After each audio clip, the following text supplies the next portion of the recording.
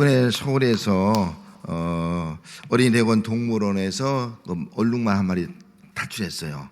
이름은 세로라고 하는 그런 말 이름을 가졌는데요. 말이 탈출해서 서울 길거리를 막 종횡무진 달리는 거예요. 그래서 많은 사람들의 관심거리가 되고 주목거리가 되었습니다. 그런데 어느 한 골목에서 이 얼룩말이 택배 기사와 딱 마주친 거예요. 서로 딱 쳐다보고서 경계하고 있는 거예요. 이 장면을 누가 포착해서 사진을 딱 찍었습니다. 그래서 그걸 올린 거예요. 그것이 하나의 뭐랄까요, 풍자화되고 또 패러디가 되어서 여기저기 잡지책에 막 올라가는 그런 최신 요즘 인기 있는 그런 장면이 되고 말았습니다. 정말 사람과 얼룩말이 도심지에서 서로 마주보고 있는 장면은 극히 이례적인 거예요. 볼 수 없는 장면이 생긴 거예요. 그래서 큰 관심과 흥미를 갖게 되었다 하는 겁니다. 오늘 본 말씀도요, 얼룩말이 아니고 그냥 나귀 새끼하고 예수님이 마저 대하게 된 거예요. 그리고 더 놀라운 것은요, 이 나귀 위에 예수님이 타신 장면이 오늘 본문의 장면이 되겠습니다. 정말 이해할 수 없는 그런 장면이 이루어진 거예요. 여러분, 나귀 새끼가 예수님을 태우고 예루살렘으로 입성할 때 그 장면이 얼마나 우스꽝스럽겠습니까? 끼우뚱끼우뚱하면서 올라간 그 장면은 그 당시로 말하면요, 다 이것이 패러디화되고 풍자화되고 해악화되어서 여기저기 막 소문이 난 거예요. 어떻게 이런 장면이 있을 수 있을까 하는 겁니다. 오늘 예수님께서 이렇게 나귀를 타고 예루살렘에 입성하시는 장면이 좀 특이한 거예요. 이상한 왕의 입성, 이상한 장면, 이상한 왕의 입성 이라고 하는 그런 제목을 정했습니다. 오늘 본문 38절에 보면은 찬송하려다 주의 이름으로 오시는 왕이요 하늘에는 평화 가장 높은 곳에는 영광이로다 그렇게 말씀하지 않습니까? 주의 이름으로 오시는 왕이요 그렇게 말씀하면서 여러분, 일반적으로 예수님이 이 왕으로서 정말 예루살렘 도심지죠, 예루살렘 시내로 입성하실 때는요, 일반적인 것은 이 왕은요 말을 타요. 말 100마리는 건장한 말을 타야 되는데요, 이상한 거예요. 나귀 새끼에 어울리지 않는 거예요. 나귀를 새끼를 타고 입성하는 거예요. 일반적인 왕은요 할 때는 그 앞에 왕이 또 앞에 갈 때 그 앞에는 나팔수가 있고요, 또 나팔수가 있고 그 왕 뒤에는 장군들이 탁 준비하고 그 뒤에는 병사들이 질서정에 쫙 입성하는 거예요. 뭐 어마어마하게 웅장하는 거예요. 저도 영화에서 봤어요. 우리 지금 볼 수 없잖아요.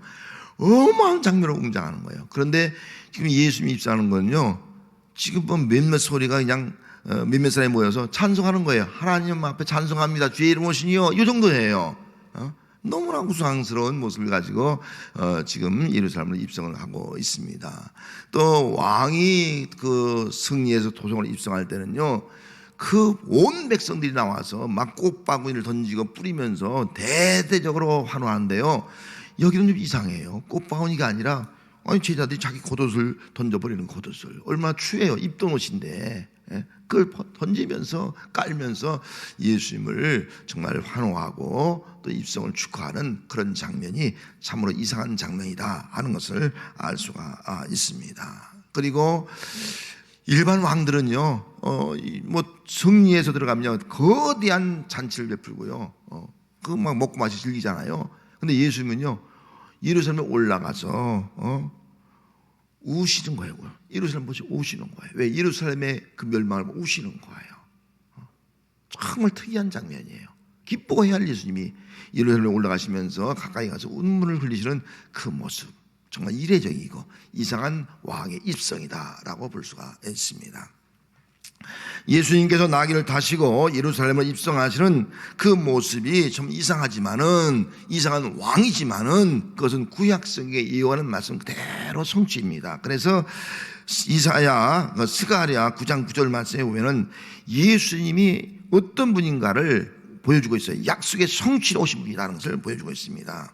시온에 따라 크게 기뻐할지어다, 예루살렘에 따라 즐거이 부를지어다. 보라, 내 왕이 내게 임하시라니 그는 공의로시며 구원을 베푸시며 겸손하여서 나귀를 타시라니 나귀의 작은 것 곧 나귀 새끼니라 라고 말씀했습니다. 보라, 내 왕이 임하시나니. 주의 이름으로 오시는 왕이요.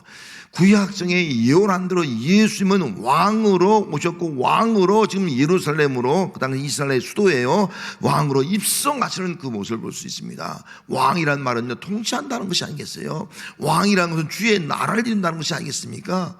그러나 예수님이 어떤 분인가를 잘 알지 못하는 그 당시의 군중들, 무리들은요 좀 오해를 한 거예요. 예수님이 왕이 되면요 너무 좋은 거예요. 그리고 막 왕으로 추대하고요 지금 환호하는데, 그들이 예수님을 잘 모르고 있는 그런 모습을 보고 있는 거예요. 예수님이 왕이 되면요 그들은 로마의 압제 가운데 우리를 구원할 수 있어요. 누구도 로마의 압제에서 건져낼 수 없거든요. 그런데 그 압제에서 우리를 구원할 수 있다, 환호 부르는 거예요. 착지 억압, 얼마나 고통스러워요. 또 한 가지는요, 그들 경제 문제예요. 예수님이 오병이의 기적을 베푸는 걸 봤어요. 아니 어떻게 보리떡 5개 물고기 2마리 가지고 5,000명을 먹이나. 아마 예수님이 우리의 왕이 되면요 우리 경제 문제 끝이야. 지금 우리나라 경제 힘들잖아요. 경제 문제 끝이야. 다 해결받아. 환호하는 거예요. 또 한 가지는요, 질병 문제예요. 우리도 지금 뭐 아픈 것이 얼마나 많아요. 못 고칠 질병이 얼마나 많아요. 근데 예수님은 모든 질병을 다 고쳐줬잖아요. 야, 예수님이 왕이 되면 우리의 의료 시절 끝났어. 다 고쳐. 막 환호할 수밖에 없는 거예요. 그렇게 환호하고 있는 것을 볼 수 있습니다. 그러나 그들이 의도한 대로 예수님은 왕이 되신 것이 아니라, 왕국에 들어간 것이 아니라 십자가를 지었고 십자가에 못 박혀 죽으시게 되었습니다. 그래서 예수님의 예루살렘 입성은요 왕의 입성이지만요 십자가에 고난당하시고 죽기 위한 입성이다. 그러면 왜 예수님이 주의 이름으로 오시는 왕이 되어서 예루살렘에 올라가서 왕국에 거하는 것이 아니라 골고다 언덕 위에서 십자가에 죽으신 그 이유가 무엇일까 하는 것을 바로 스가랴서에서 예언한 말씀 그대로 이루어지고 있는 것입니다. 다시 말하면 주의 이름으로 오시는 왕은요 어떤 왕이냐, 여기 그런 공의로우시며 그렇게 말씀했어요. 그런 공의롭다는 거예요. 여러분, 우리는 공의가 있어야 됩니다. 공의가 뭐예요? 법대로 하는 거예요. 죄 지면 심판 받는 거예요.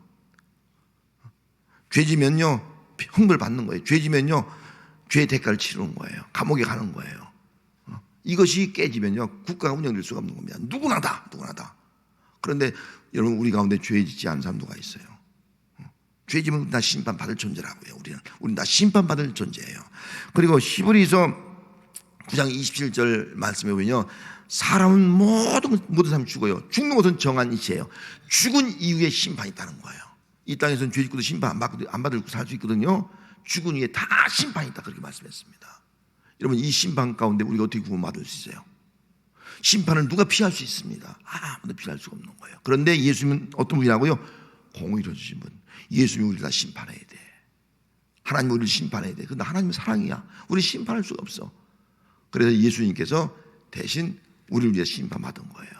그것이 바로 십자가예요. 십자가 처형. 예수 십자가에 못 박으라. 예수가 죄가 있어서 못 박힌 것이 아니라고요. 예수가 죄가 있어서 심판받은 것이 아니라는 거예요. 우리가 죄 때문에 심판받아야 되는데 예수님이 내 대신 심판받은 거예요. 이게 바로 하나님의 공의고 예수님의 공의예요. 공의. 그래서 우리가 죽은 이후에도 심판받지 아니하고 영원한 생명에 이르는 놀라운 은혜가 우리 모두에게 임하게 된 줄로 믿습니다. 여러분들, 예수 믿으면 심판받지 않습니다. 죽은 이후에도 심판받지 않습니다. 왜? 예수님이 내 대신 심판을 받으셨기 때문이라는 거예요. 여러분, 누가 만약 사형수가 있다면 누가 내 대신 사형수 심판을 받을 사람 누가 있겠습니까? 없는 거예요. 예수님만이 정말 우리를 얼마나 사랑하는지, 우리를 위해서 공의로시기 때문에 안 죽고 우리를 구원할 수 없잖아요. 심판받아야 되니. 심판해야 되니까 예수님이 대신 자기가 심판받은 거예요. 이것이 바로 십자가의 사랑이다, 십자가의 구원이다 하는 것을 기억하면서 여러분, 오늘 떡과 잔을 받으시고 또 고난주간을 지킬 수 있기를 바랍니다. 또 한 가지는요, 구원을 베푸시며 그렇게 말씀했거든요. 구원을 베푸시며. 구원, 우리는 죄와 죽음과 또 멸망 가운데서 우리를 구원을 베푸셨다. 우리는 구원할 자가 누가 있겠어요? 죄의 싹은 사망이요. 우리 모든 사람은 죄인이에요. 그래서 예수님은 하나님의 아들로 오셨잖아요. 죄가 없는 분으로 오셨잖아요. 그래서 죄에서 우리를 구원할 분은 예수님 한 분밖에 없습니다. 그런데 누가 우리를 죄에서 구원할 수 있겠느냐? 우리 스스로도 구원할 수 없고 그 어떤 부모도 그 누구도 우리를 구원할 수가 없는 거예요. 죄의 싹은 사망에 누가 대신 죽어야 돼. 누가 죽어야 돼? 누가 죽었어요? 내가 죽어야 돼. 십자가에 사실. 저와 여러분이 십자가에 죽어야 되는데 누가 죽은 거예요? 아니, 예수님이 죽었다니까. 예수님이 구원자예요. 그래서 우리를 구원하기 위해서 예수님이 대신 죽으심으로 말미암아 우리가 구원받는 거예요. 영원한 그런 죄를 사함받고 구원받는 은총이 바로 십자가에 나타난 구원의 은총이다 하는 겁니다. 우리가 십자가에 매달려 죽어야 되는데 십자가에 달리신 예수님을 바라볼 때마다 저분이 나를 대신해 죽었어. 내가 죽어야 되는데 그걸 생각할 때 나를 살리고 구원하신 주님의 은혜가 얼마나 감사한지, 그 사랑이 얼마나 놀라운지 우리가 그걸 깨닫고 느끼면서 주의 고난에 동참할 수 있는 삶이 우리의 삶이 되어야 합니다. 또 한 가지는 그런 겸손하여 나귀를 타시고, 주님은 겸손해서 나귀를 탔어요. 겸손은 낮은 거예요. 나귀는요, 말은 전쟁이지만 나귀는 평안을 의미하는 거예요. 예수님이 겸손해서 아주 낮은 자리에 오신 거예요. 그리고 평화를 이루기 위해서 아주 나귀를 타신 거예요. 전쟁을 일으켜서 말을 타고 전쟁을 일으켜서 정복하는 그런 왕으로 오신 것이 아니라 가장 낮은 자리, 정말 겸손해 가장 낮은 자리, 어떤 자리? 좋은 자리에 태어날 수도 있잖아요. 왕국에 태어날 수도 있잖아요. 왕인데. 근데 마국간에 태어나신 거예요. 가장 낮은 자리. 그리고 뭐 훌륭한 사람, 많이 배운 사람만 위해서 죽을 수 있잖아요. 근데 주님의 죽음은 그것이 아니에요. 가장 낮은 자리인 사람. 그 당시에 가난한 자, 병든 자, 소외된 자, 멸시받는 자, 정말 밑바닥에 있는 자, 그런 자를 위해서 십자가에 주셨다는 거예요. 예수님께서 겸손하여 나귀를 타신 것은, 십자가에 죽은 것은 이 땅에 가장 낮고 낮은 자를 구원해서 그 사람을 보배로운 하나님의 거룩한 백성 삼고 정말 영광스러운 하나님의 자녀 삼기 위해서 십자가에 주셨다 하는 사실을 생각할 때 여러분, 우리 한 사람 한 사람이 얼마나 존귀한지 몰라요. 또 우리 주변에 가장 낮고 정말 가난하고 힘들게 사는 있거든요. 그 사람 무시하면 안 돼요. 그런 사람 위해서 예수님이 죽은 거예요. 그래서 그런 사람들을 정말 우리가 동등하게 우리의 영적 가족으로 생각하고 아끼고 사랑하는 거, 이것이 바로 십자가의 사랑이 아니겠습니까? 그러면 왕으로 오신 그 예수님을 진정으로 우리가 영접하고 그분을 축복하고 또 그분에 동참하고 또 왕으로 오셔 통치하는 주의 나라의 백성이 되기 위해서는 우리에게 가장 중요한 것이 있어요. 그것이 뭐냐? 순종이라는 단어예요. 순종해야 된다는 겁니다. 자, 오늘 본문에 순종을 어떻게 한가를 보세요. 이르시되 3절에 너희는 맞은편 마을로 가라. 그리고 가면 아직 아무도 타보지 않은 나귀 새끼가 매여 있는 것을 보리니 풀어 끌고 오라. 그런 말씀이 기록되어 있습니다. 아니, 이 말이 됩니까? 먼저 제자들의 순종이에요. 제자들에게 너 지금 맞은편 마을에 가면은 한 번도 타보지 않은 나귀 새끼가 지금 매여 있다는 걸 풀어 가져오라는 거예요. 여러분, 그래도 뭐 도덕을 좀 안다면요, 아니 어떻게 그냥 풀어옵니까? 허락을 받고 와야지. 전 못합니다. 그런데 예수님의 제자인데 어떻게 남의 물건을 손댈 수 있습니까? 이게 당연한 게 아니겠어요? 그런데 풀어오라. 순종하는 거예요. 하나 주님의 뜻이 있구나. 순종하는 거예요. 그래서 풀어오지 않습니까? 제자들의 순종이 있어야지만이 되었듯이 오늘 우리도 순종해야 된다는 거예요. 그런 순종이 없으면 안 돼요. 무조건 순종이라는 거죠. 또 나귀 주인 입장에서 마찬가지예요. 주인도요, 아니 보니까 누가 와서 나귀를 풀어가는 거예요. 그래서 이상해서 와서 묻는 거예요. 너 당신들 좀 누구길래 나귀를 풀어가느냐? 어째 나귀를 풀느냐? 나귀는 내 것인데 왜 나귀를 풀어가느냐? 라고 질문을 던지는 거예요. 그러니까 제자들이 주께서 쓰시겠다라 그렇게 말씀했습니다. 그렇게 대답했어요. 그러자 이 나귀의 주인이 말이죠, 아무 말도 않고 어떤 토도 달지 않고 드리는 거예요. 가져가라 드리는 거예요. 여러분, 나귀 새끼의 주인의 순종이에요. 순종 드리는 거예요. 드리는 순종. 이것이 있었으니까 예수님께서 나귀를 타고 올라가신 거죠. 이 순종이 우리에게도 있어야 된다 하는 겁니다. 또 한 가지는 나귀의 순종이에요. 나귀. 아무도 모르는 사람이 끌고 가니까 그냥 끌려가는 거예요. 나귀도 주인 알잖아요. 안 끌려갈 수도 있어요. 어미도 있고 그런데요. 발봉칠 수 있어요. 끌려가는 거예요. 순종이에요. 또 끌려가는 것도 좋은데 예수님께 딱 마주쳤어요. 저분이 누구지? 이상한 사람이, 처음 보는 사람이다. 나귀도 그렇겠죠. 근데 그분이 올라타 하는 거예요. 아니 왜 올라타? 난 지금까지도 누구 짐도 실어본 적 있고 누구 태워본 적도 없는데 뿌리칠 수도 있어요. 펄쩍 뛸 수도 있어요. 그래서 순종하는 거예요. 예수님이 등에 태우는 거예요. 그리고 이 어린 나귀 새끼가 예수님을 등에 대고요, 그 예루살렘 길은 약간 오르막길이거든요. 그 오르막길을 올라가는 거예요. 여러분 얼마나 힘들겠습니까? 나귀의 순종이 있었기에 정말 주의 이름으로 오시는 왕으로서 예루살렘으로 입성하게 되었다 하는 겁니다. 오늘도요, 순종한 사람이 있고 순종하지 않는 사람이 있어요. 순종하는 사람은 주의 이름으로 오시는 왕을 영접하는 사람이 되는 거예요. 축하하는 사람이 되는 거예요. 그의 나라를 통하는 사람이 되는 거예요. 그런데 영접하지 않는 사람은요, 여기 있는 바리새인들 그러잖아요. 어떻게 저 사람들이 저렇게 주의 이름으로 오시는 왕이 찬송하는데 좀 못하게 하십시오. 그러니까 예수님이 뭐랬어요? 만약 저들이 안 하면 돌들이라도 소리게 될 것이다. 돌들. 주면 마땅히 찬양 맡기 합당한 분인데 바리새인들은 그걸 질투하는 거예요. 거부하는 거예요. 순종하지 않는 거예요. 순종하지 않는 사람은요, 주님을 메시아로 모실 수가 없고요, 또 찬송하지 않고요, 결국은 심판의 자리에 이르게 되는 거예요. 그래서 요한복음 3장 36절 말씀에 아들을 믿는 자에게는 영생이 있고 아들에게 순종하지 아니한 자는 영생을 보지 못하고 도리어 하나님의 진노가 그 위에 머물러 있느니라. 아들을 믿는 자, 아들에게 순종하는 자는 영생이 있고 아들에게 순종하지 않은 자는 영생이 없다. 하나님의 진노가 머물다라고 말씀하고 있습니다. 순종하는 자와 순종하지 않는 자의 차이가 이렇게 엄청난 차이가 있다는 것을 우리는 알아야 한다는 겁니다. 우리가 몰랐던 예수라는 책이 있습니다. 데인 오트런 사람이 지은 책인데요, 이 책에 이런 글이 있습니다. 복음의 패러독스, 마음으로부터의 순종만 중요하다. 문제는 기계적 순종이다. 왜일까? 억지로 의무적으로 순종하면 자신에게 십자가 필요함을 볼 수 없기 때문이다. 마음으로 순종해야 된다.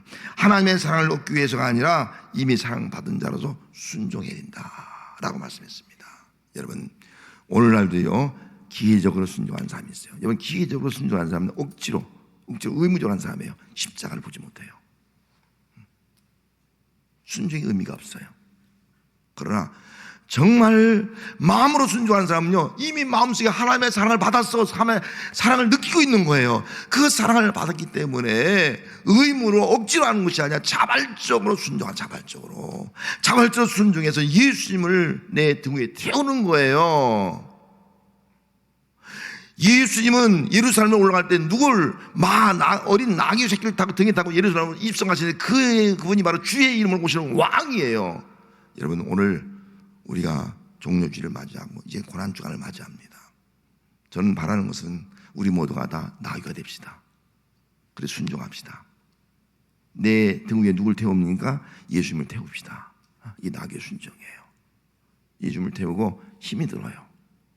하지만 묵묵히 그 십자가의 길을 걸어가는 거예요. 이게 나귀예요. 나귀는 아무것도 들어가지 않아서 주님만 영광 받는 거예요. 나를 통해서 주님만 찬송 받는 거예요. 주의 이름으로 오시는 왕이요, 고백하는 거예요. 여러분 오늘 우리가 나귀처럼 예수님을 정말 등에 모시고 등에 태우고 어쩌면 십자가 지는 거죠. 십자가 지고 따라가지 않으면 우리는 나귀만도 못한 사람이 되는 거예요. 하나님의 사랑을 모르는 자가 되고 마는 거예요. 십자가의 중요성을 모르는 자가 되는 거예요. 이번 한 주간을 여러분 어떻게 사시겠습니까?